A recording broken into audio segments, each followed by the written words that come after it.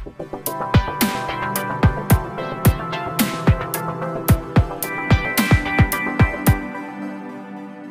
आता तर आम्ही 25-30 जण आहेत. ॲक्च्युली 30-40-50 जणांचा आमचा ग्रुप होता. त्यात जवळजवळ 6 जण कोविड आणि याच्यामुळे एक्सपायर झाले.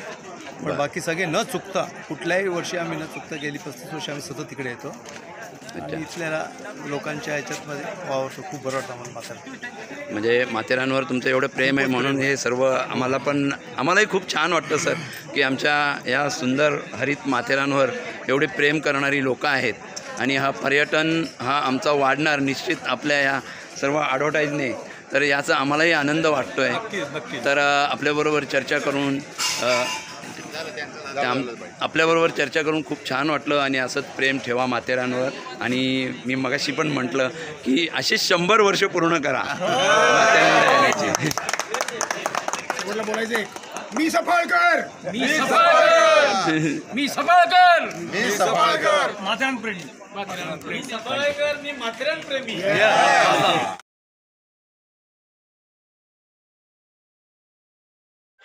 माथेरानमध्ये खरं तर अनेक वर्षापासून येणारे पर्यटक आहेत आणि त्यांनी आत्ताच जस्ट एक त्यांच्याबरोबर चर्चा झाली असता त्यांनी सुचवलं की माथेरानमध्ये आता पावसाळ्यातला हा जो हंगाम आहे आणि पावसाळ्यामध्ये पर्यटन खूप वाढलेलं आहे.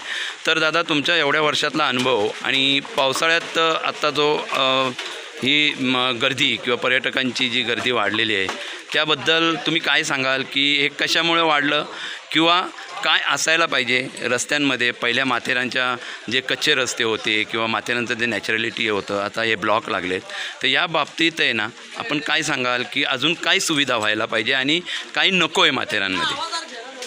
नमस्कार, आम्ही सर्व माथेरान प्रेमी बरेच वर्षांनी आलो, पण जो काही बदल दिसतोय तो खूप काही प्रमाणात चांगला आहे, काही प्रमाणात थोडंसं भयावह आहे. लोकांनी नुसतं सरकारला दोष न देता आपण स्वतः जबाबदारीने राहणं गरजेचं आहे. हे जी काही सगळीकडे प्लास्टिकच्या बाटल्या फेकणे, बाकी वेफरची पाकिटं फेकणे हे नक्कीच थांबवावं आणि थोडी त्याची भान राखावी, जेणेकरून हे सगळं जे काही वातावरण आहे ते थोडंसं व्यवस्थित आणि पर्यावरण छान राहील. धन्यवाद.